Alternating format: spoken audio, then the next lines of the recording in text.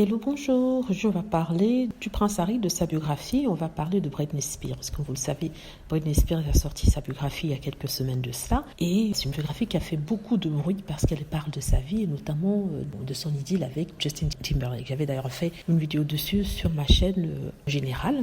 Et en fait, on ne va pas parler de ce qu'il y a dans la biographie de Britney Spears. On va plutôt parler des ventes de celle-ci. Il y a quelques jours de cela, ils essayaient de monter quelque chose en neige en disant que sa biographie, celle de Britney Spears, avait battu les records de toutes les biographies et que ça avait même battu le record du prince Harry. Donc tous les fans des Cambridge et de la famille royale sont sortis en train de crier « Tu vois, Harry, elle a battu ton record, elle a dépassé plus de 40 millions de livres de vendus. » Ils nous ont dit qu'elle a battu le record en dépassant plus de 40 millions de livres vendus en une semaine. Ces gens n'ont aucune logique, n'est-ce pas, qui parlent de 40 millions de livres vendus alors que c'est presque impossible, à moins que ce soit un livre comme Harry Potter, et même Harry Potter n'a jamais vendu autant de livres. Donc, il parlait de 40 millions de ventes de fêtes pour ce livre durant la première semaine. Après, c'est tombé à 10 millions, puis après, c'est tombé à 4 millions pour se rendre compte en fait que le total, c'était 1 million de livres, n'est-ce pas?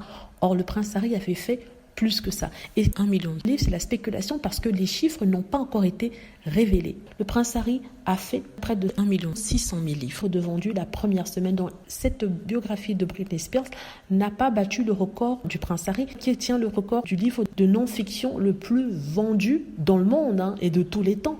On parle de plus de 6 millions de livres de vendus pour le livre du prince Harry, dont près de 1 600 000 livres de vendus dans la première semaine. 400 000 étant vendus juste en première journée.